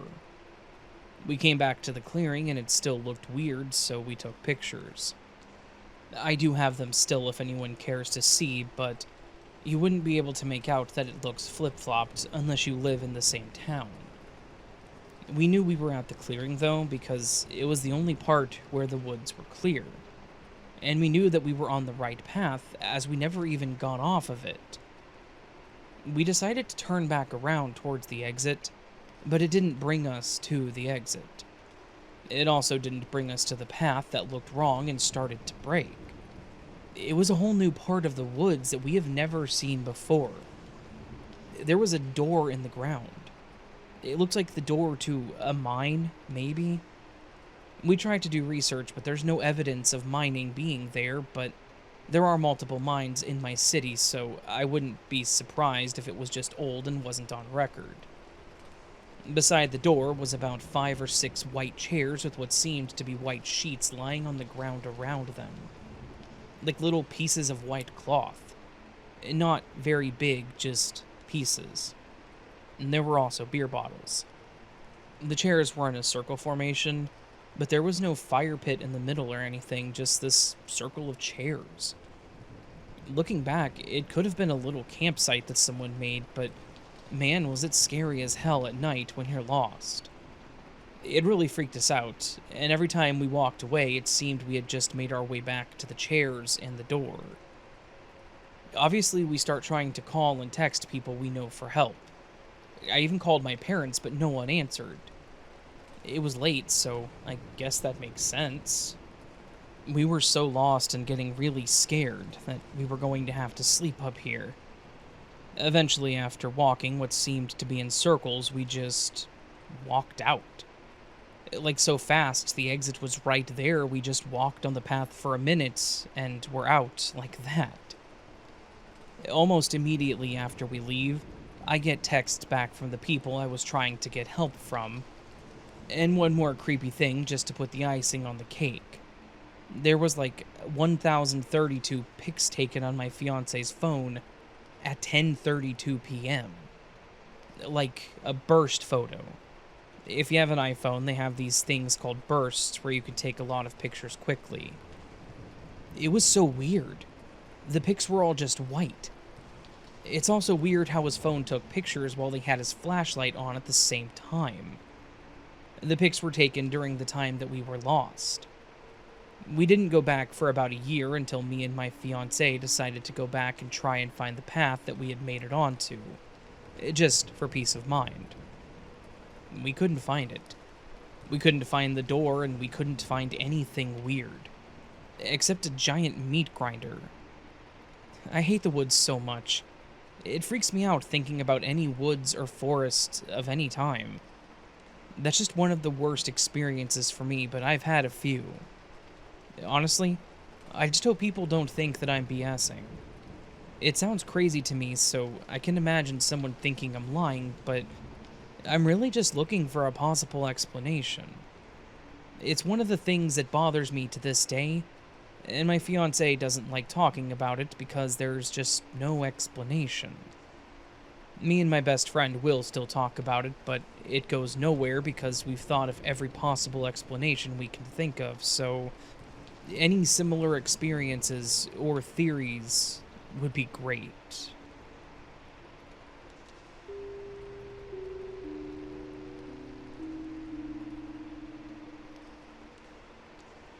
This first encounter took place in the summer of, I believe, 2016 in Ontario, Canada. Although it was a while ago, I still remember every detail like it was yesterday. If I'd been alone, I would have chalked it up to something else, but the fact that both of us saw this thing is what really puts me off. A friend and I were walking on a trail that runs alongside the main river that cuts through the city. There are some great wooded trails along the river, and some of them even lead to neighboring cities, but I digress. The sun was setting, and it was that time of evening where it was insanely dark under the tree coverage, but still fairly light beyond the leaves. I had turned on my phone flashlight to light the way, and put on some music for the two of us to listen to while we hustled home. The bugs were starting to bite, and being so close to the river, they get pretty nasty. I had paused to change the song on my phone, and my friend glances to her left into the woods. She asks me, "What's that?" And instinctively I turned the light to where she was looking. In the darkness of the bushes and trees, we watch as this thing takes off running deeper into the brush, with its back turned to us. It was making a ton of noise. Twigs snapping, leaves rustling. It really didn't seem to care. Now, there are deer on this trail. I've seen a few on my walks during the day, but this was absolutely no deer. Even in such a short amount of time, the image of this thing running from us is burned in my mind. It was on all fours. It had an awkward gait like a human trying to run on its hands and feet, meaning its arms were far too short compared to its legs to be running like that. This thing was white, and the light reflected off its leathery-looking skin. It was skinny with thin arms and legs. The two of us didn't stick around much longer after that, and instead chose to run the rest of the trail until we hit the end that leads out into a set of soccer fields. We never spoke about it after that, and if we did, it was sort of in passing. That was until yesterday. I was scrolling the subreddit for my city, and paused the minute I saw a title informing people to stay away from the river trails. Curious, I checked the post out. The post described exactly what my friend and I had seen that night on those exact sets of trails by the river. I broke out into a cold sweat and immediately texted her despite not speaking for a while, as adulthood has kind of caught up to us both. She told me that she still thinks about that encounter and does so at least once a week. I linked her the post, and she was floored by it. I unfortunately won't be able to link to the post as it gives identifying information, but reading through the replies, it was what you would expect from Reddit. People chalking it up to the guy being mentally ill, joking about him doing drugs, and people who genuinely took him seriously were being downvoted and mocked. Someone mentioned it was all bull and that stories of these things had been going around the area since 1972, meaning this probably wasn't a one-off experience from the beginning. I'm always a little hesitant to share the story out of fear that I would get the same reception. I know what I saw that night, and knowing it's possibly still in those woods, along a set of trails I still walk to this day, is kind of unsettling for me.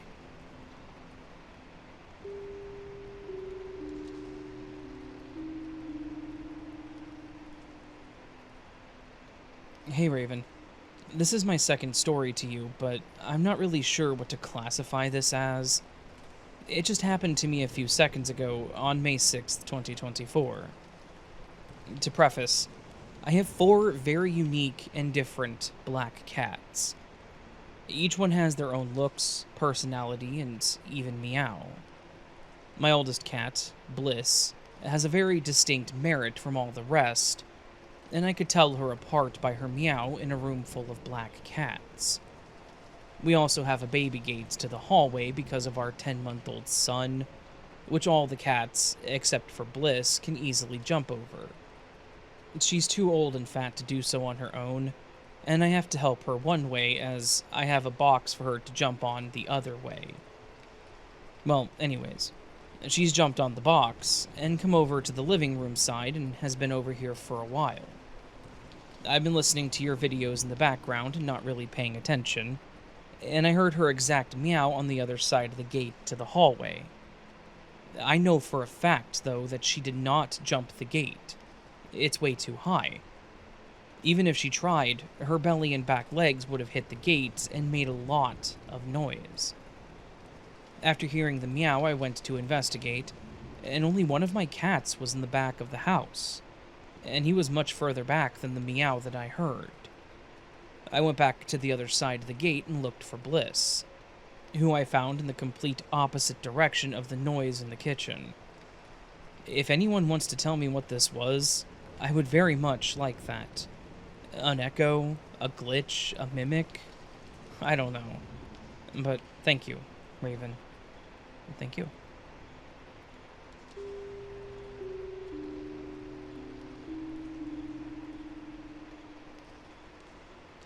Hey, Raven. A long-time listener and probably 5th or 6th time submitter. Lots of weird stuff happens to me.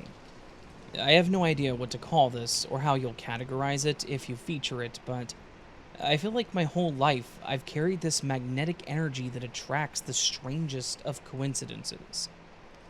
Sometimes they're so weird that I feel like I'm living in a TV show or a simulation event. So maybe this is a Matrix event. A very silly one, though. And the other day, a friend and I were on our way to go look at some houses for rent. For some context as to what follows, I work at a luxury car dealership as a service advisor. I make commissions on car repairs. I have contacts with a lot of other dealerships in the area who text or call me directly when they have a used car that is one of my own dealership's brands if they need it to be inspected and or repaired. I had recently gotten several cars from the Mercedes-Benz dealership. My friend and I drove past that dealership, and I'm kind of goofy, so I finger-gunned the dealership and said, "Thanks for the money." Literally the exact moment that I did that, my contact from Mercedes texted me to tell me they'd be sending another car when I returned to work the following day. We were both like, whoa, that was pretty weird. We didn't think too much of it. Since we were then on the topic of cars, my friend mentioned she recently heard a funny song about Subarus. As she was playing the song for me, we both decided that we were hungry. At the very last minute, we crossed 3 lanes of traffic to pull into a Wawa. For those of you who don't know, it's a gas station restaurant hybrid that actually has real food, that we happened to be passing. As we were pulling into the Wawa parking lot, still playing this dumb Subaru song, we saw a Subaru WRX parked at one of the pumps. We giggled about it for a second, but it's not uncommon to see a Subaru, so whatever, right? But as we started to drive past the WRX in order to reach the parking area, my former coworker, who I hadn't seen in the months since he left, stepped out of the car, wearing none other than a Subaru shirt. We were absolutely stunned, and we were laughing our back ends off at the same time. I know this is a very goofy story, but maybe it's a nice light-hearted change of pace among all the spooky ones. Maybe you won't share it on your channel, I am, but I hope that you at least enjoyed reading it. Thanks, Raven.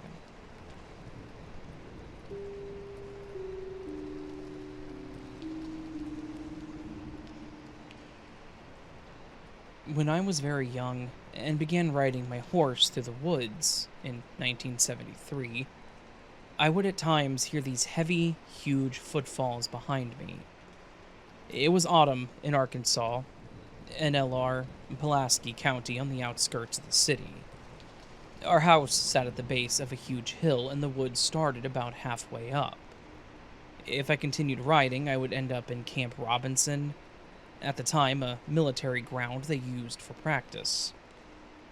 Saying all that, I never saw a human or anyone practicing any military routine, but I was very used to the sound of the crackling branches, little animals scurrying about, and the echoes of my horse hooves breaking twigs. This event happened several times and even seemed to follow me hundreds of miles to northwest Arkansas in the Ozarks. I would be riding in the daytime, midday, and would hear the huge footfall, like the heaviest sounding footsteps ever, that would be almost in time with my horse's stride. And so I would stop quickly and listen, and it would stop, but a moment or so later I would hear that last footstep. I even galloped the horse several times, and it would keep pace. But when I stopped abruptly, I would hear a couple quick footfalls behind me.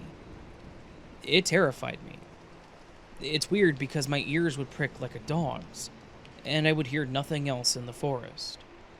No birds were chirping, or even turkey buzzards flying around. The worst was once we moved to Strickler, Arkansas. Our 240 acres butted up to the National Forest. If I'd been riding all day and was making it home late, I would stick to the dirt road as the light of the sun grew dimmer. I would hear those same heavy footsteps in the woods along the road. It's unexplainable the chill that ran up my spine. I was a seasoned outdoorsman by this time and went hiking as well. 1978 to 1983. It never happened in the winter that I remember. I didn't see anything at the times listed, but it was more than obvious that I was being stalked by something that was heavy enough to hear over the sound of my horse's 4 hooves and the leather saddle.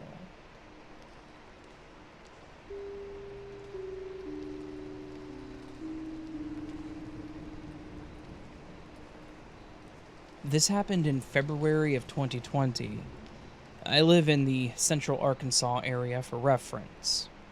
My buddy's grandparents own some farmland about 15 to 20 minutes outside of our town, and we would regularly spend the night out there on the weekends with some of our friends, making a fire, drinking, etc., but this particular weekend was just him and I. It was pretty dark by the time we got there, but it was the standard fare. We had decided to set up a fire on the dirt path that ran from my friend's grandparents' house through their field to the woods. We built the fire closer to the middle of the field. Not long after we get the fire started, we sit down and get some music going and crack open our first beers. He turns off the music and notices something in the sky behind me. My back was facing the woods, and I turned to look. There was a bright light in the sky above the tree line. I wasn't too weirded out by this, and neither was he. However, I had never seen a star that bright before. I opened up this Stargazer app on my phone that I'd had forever, thinking we were close to a planet. But before I could even point my phone in that direction, the star moved. At this point, we both froze. The light moved quickly and smoothly to the right without any bobs or waves, and was utterly silent. I noticed that the light was coming from some kind of flying vehicle and was actually much closer than we thought. It was probably 300 to 400 feet away, flying above the woods. This thing was also fast. Too fast to move that quietly without making some sort of noise. It was dark, and I couldn't make out what exactly the vehicle was, and the bright light emitting from its side sort of obscured any good look. It moved perfectly parallel with the tree line, just right above it. It was like it had left when it noticed that we had noticed it. We continued watching as the UFO just quickly and quietly moved on in a straight line until it was beyond our sight a few seconds later. We just sort of looked at each other like, what the hell? And began to discuss what we just saw, sort of in hushed tones like we were dreaming. 20 minutes or so later, we hear a noise coming from the sky and see 2 loud planes flying side by side, going exactly the direction that the UFO had gone. At this point, we started thinking that it was a military drone of some kind, and we didn't see or hear anything else that night. I still think about it every now and then, and decided to post this looking for some opinions. What do you all think that it could have been?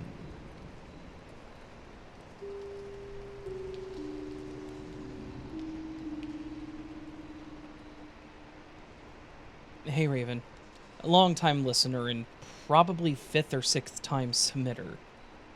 Lots of weird stuff happens to me. I have no idea what to call this or how you'll categorize it if you feature it, but I feel like my whole life I've carried this magnetic energy that attracts the strangest of coincidences. Sometimes they're so weird that I feel like I'm living in a TV show or a simulation event. So maybe this is a Matrix event. A very silly one, though. And the other day, a friend and I were on our way to go look at some houses for rent. For some context as to what follows, I work at a luxury car dealership as a service advisor. I make commissions on car repairs. I have contacts with a lot of other dealerships in the area who text or call me directly when they have a used car that is one of my own dealership's brands if they need it to be inspected and or repaired. I had recently gotten several cars from the Mercedes-Benz dealership. My friend and I drove past that dealership, and I'm kind of goofy, so I finger-gunned the dealership and said, "Thanks for the money." Literally the exact moment that I did that, my contact from Mercedes texted me to tell me they'd be sending another car when I returned to work the following day. We were both like, whoa, that was pretty weird. And we didn't think too much of it. Since we were then on the topic of cars, my friend mentioned she recently heard a funny song about Subarus. As she was playing the song for me, we both decided that we were hungry. At the very last minute, we crossed 3 lanes of traffic to pull into a Wawa. For those of you who don't know, it's a gas station restaurant hybrid that actually has real food, that we happened to be passing. As we were pulling into the Wawa parking lot, still playing this dumb Subaru song, we saw a Subaru WRX parked at one of the pumps. We giggled about it for a second, but it's not uncommon to see a Subaru, so whatever, right? But as we started to drive past the WRX in order to reach the parking area, my former coworker, who I hadn't seen in the months since he left, stepped out of the car, wearing none other than a Subaru shirt. We were absolutely stunned, and we were laughing our back ends off at the same time. I know this is a very goofy story, but maybe it's a nice lighthearted change of pace among all the spooky ones.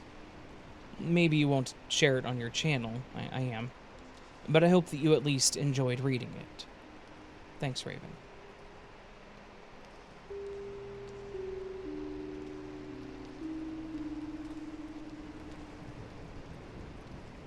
My sister played in a 7-piece band that played top 40 music as their drummer, and she sang since she was 11.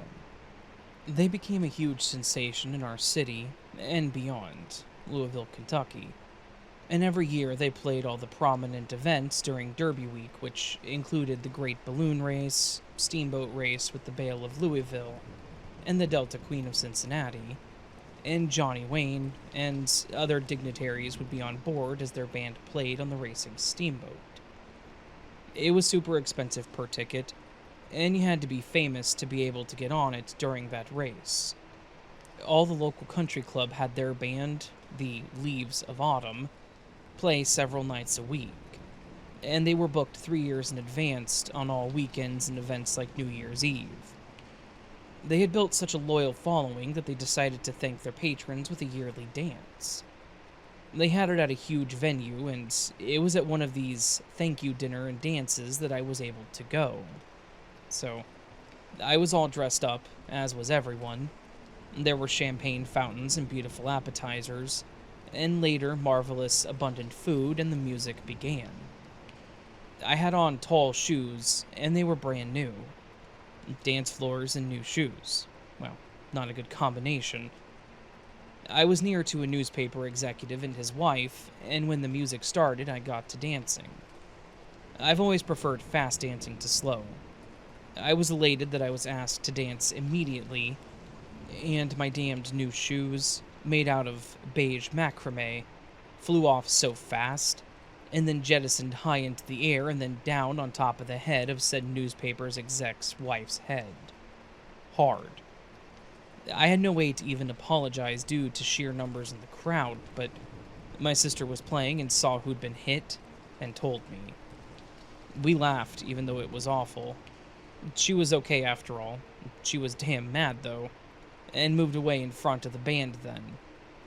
After 4 hours, I was dancing to another fast song, and wouldn't you know it, my sandal flipped high into the air over an undulating sea of heads and bodies, with colored lights moving and music wafting.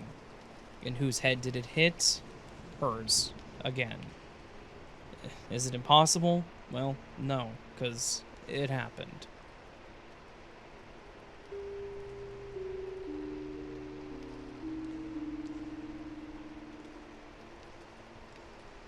I had worked at a very large downtown hospital in the lab as a phlebotomist for 7 years.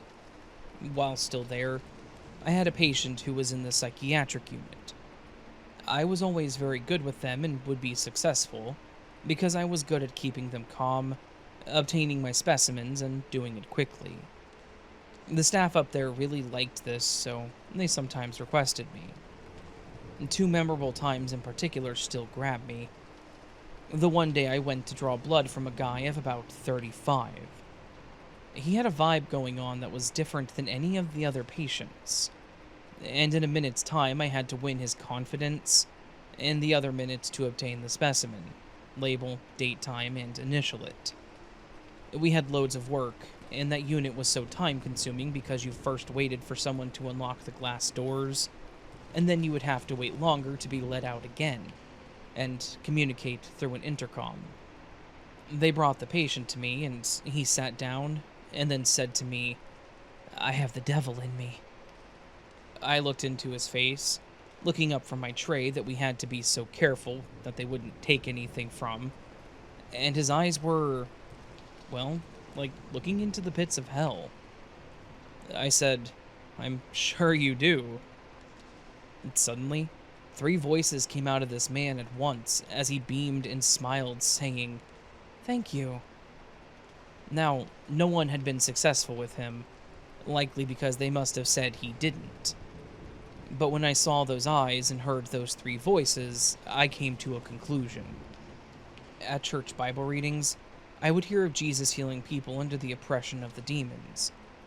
I figured it was their mental illnesses, actually. But no, there is mental illness, all right. And then there is a person in the grip of the devil or demons. Definitely. Years later, I experienced a similar incident with someone else, at another time. The other incident that was so scary actually ended my career as a phlebotomist. I was called to the adult unit to a young lady, maybe 20 years old, who was a very pretty girl with a smooth, black, flawless complexion. She was about 300 pounds, and she was very tall. You have to palpate or feel for a vein, and if someone is overweight in the bend of the arm, the antecubital space, then you must look to see any visible surface veins. I couldn't feel anything as she laid on the floor with both arms and huge legs wildly flailing hard against a thin carpet on concrete. 3 strong male orderlies were on each arm, and 2 females were in the center of her body while 2 other men held her legs. It was not nearly enough, as I warned. I need to tell you, she bites and she has AIDS. This was at the height of the epidemic in the 90s. One wrong move could have been infection. I felt what a matador must feel. I faced the dread as I saw those orderlies failing to hold her, her arms and legs moving unrestricted up and down easily as her head thrashed left and right, quickly attempting to bite anyone that her teeth could sink into. And the room, to boot, had to be nearly dark because this calmed the psychiatric patients. You may wonder, why couldn't they sedate her? And it was because of her large size. The amount of medicine was doing nothing, and so they needed to get a level of medicine in her bloodstream, so they had to get a blood sample. I prayed at that moment that I could get it for her, me and the team, safely in my mind. I asked God if I could, and I never wanted to do that work again. I got the needle in, and the blood filled the vacuum tube, and I slipped the tourniquet off, and super carefully removed the needle, and then bandaged her arm. I stood up off the floor and got circulation again and backed away. I was thankful that it was over safely. The very next day, they announced the hospital was going to participate in a new trial theory where the nurses would do everything for their own patients. They have precious little training in this area. I was given the option of taking severance pay or taking a lower paid heavy work job. I was in college part-time, but I worked full-time, so I took the opportunity to just go to school full-time and then work only part-time. I would get a year of severance pay and chose that option. I never had to draw blood again after that particular traumatic patient. It was an immediate and unusual answer to my prayers.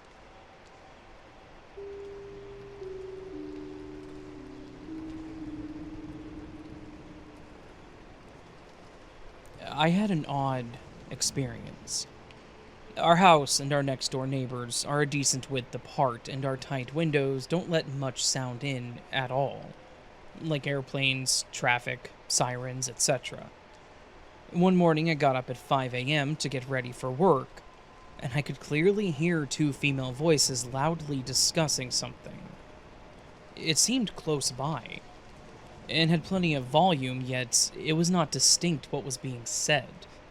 But it was obvious that it was becoming more and more animated, and then heated, and a definite, bitter argument. I knew the neighbors, and there were not two women on that side where I heard the rough talking and then hollering, and I saw no one outside. Finally, I heard a fight and a loud crash, and then silence. The only thought is that we're on an easement and sound can travel, possibly, or maybe someone got down into the pipe, which is huge, but if they were down there, then, well, maybe they're not still alive the way that sounded. And there's no way to tell from which direction it might have been coming.